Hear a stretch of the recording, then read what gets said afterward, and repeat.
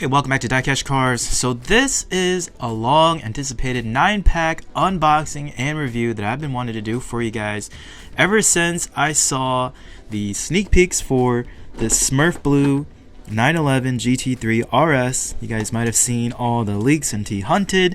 I know Lamley recently released a shorts video where he added it to the rest of his 911 GT3 RS collections. But I wanted to get one in hand so I could do a detailed review, give you guys some glamour shots of it, and also talk about the value of that. But also, there's some really nice and notable exclusive cars in this 9-pack that we will definitely talk about as well. So here they are out of pack, and let's talk about some of the notables before we jump right into the main course, the Porsche GT3 RS, starting with this fantasy cast right here. And I'm only giving this car a little bit of praise because I just bought my son a motorized track set, and we found that this specific cast is just a track monster. I mean, the size, the shape, the aerodynamics of it, the fact that the base outweighs the plastic body just makes it go so smoothly through the track, through the loops, the turns. I mean, it just continues to go like a roller coaster. If you look at the base of the car, there's no name on it unless for some reason they do call this the CFL02, which would be kind of strange. I'm wondering if that's just more of a production code, but nonetheless, I noticed it right in the 9-pack when I was looking at it on the shelf, and I knew I had to get it, if at all for anything, just for this car to add to my son's bin of cars that he can throw down the track. Then moving on, we got this all black McLaren P1, and man, I was so stoked to see this one because, as you guys know, I'm a huge fan of the trinity of supercars, the P1 being one of them. Something about an electronically assisted V8 twin turbo. I mean, again, just go check out some sound clips of this car. It's unbelievable. But if I ever had the money, I would buy a McLaren P1 and it would be all murdered out in black, just like this. The funny thing too is that I had the mainline version of this that released a couple of years ago. I want to say 2018. And what I did was I took out the orange base and I actually put in a black base as well as the metal base from Cars and Donuts. And this still to this day is my favorite modified car. Again, not a custom, but just all the modifications I did to this. I mean, it looks great. It's got that heft in my hand, murdered out wheels, interior. I mean, it looks great. And now we finally have it in an official format from Hot Wheels, albeit it's not a premium with a metal base and rail riders, but still pretty cool. I had to add this one to the P1 collection. And I guess I'll mention that I think the collector community agrees with me how nice these P1 casts are. Currently right now, secondary market, it's selling for about $4 to $5. And next up, you got this 2017 Acura NSX in this brilliant silver color with these honeycomb wheels. Again, multi-pack exclusive. I mean, what can you say? The NSX has left the building, guys. It's no longer in production, so this is a generation of the NSX that we're never going to get.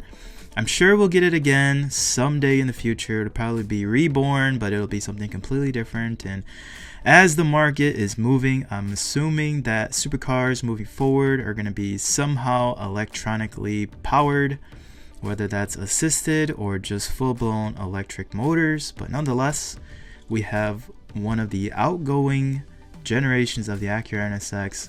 And again, collectors definitely agree and have the sentiment with this car because right now, secondary market, this exclusive is selling for $5. Alright, so I'm going to pull an audible here. We're going to go right to what I said was the main course, the Smurf Blue Porsche GT3 RS. And man, this thing is a stunner.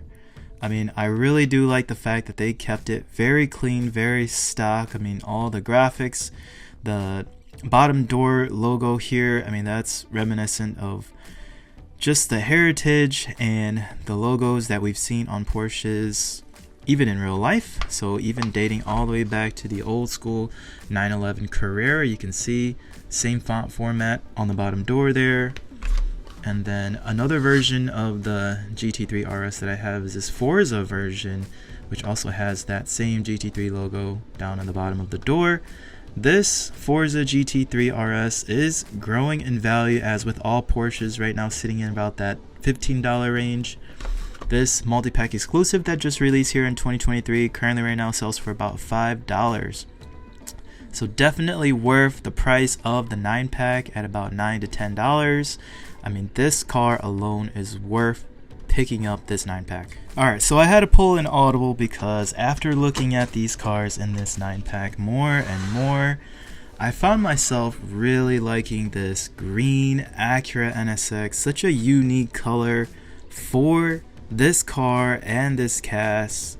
I can honestly say I haven't seen a lot of green NSXs in general in real life, with all the car shows and just driving through some pretty tuner scene cities. I've yet to see a green Acura NSX, but this just looks great. And you guys know I'm very partial to the color green on this channel, but it just looks great.